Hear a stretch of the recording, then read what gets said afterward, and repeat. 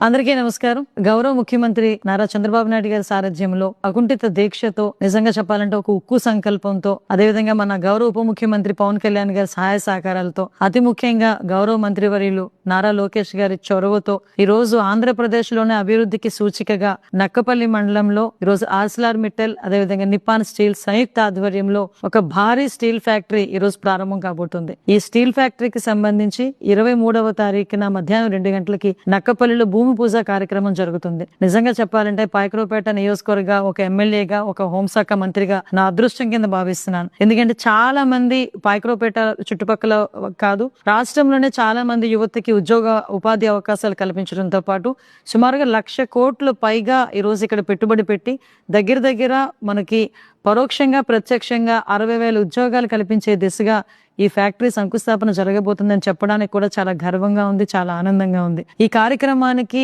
అంకుఠిత దీక్షతో పనిచేయటమే కాదు, మాకందరికీ కూడా పూర్తి సహాయ సహకారాలు అందించిన జిల్లా యంత్రాంగానికి, వెనకాతల నుంచి నడిపించిన నారా లోకేష్ గారికి, ముఖ్యంగా మా ముఖ్యమంత్రి చంద్రబాబు నాయుడు గారికి, ఉప ముఖ్యమంత్రి పవన్ కళ్యాణ్ గారికి, ఇక్కడ సహకరించిన ప్రజలందరికీ కూడా నేను కృతజ్ఞతలు తెలియజేసుకుంటున్నాను. రాబోయే 3 సంవత్సరాల్లో ఉక్కు ఉత్పత్తిని కూడా మేము మొదటి దశ ప్రవేశపెడతామని చెప్పి ఆ యాజమాన్యం కూడా చెప్పడం జరిగింది. ఒకటే కోరుకుంటున్నా, పాయకరావుపేట నియోజకవర్గ ప్రజలందరినీ కూడా ఈ రోజు ఇది మన అదృష్టం.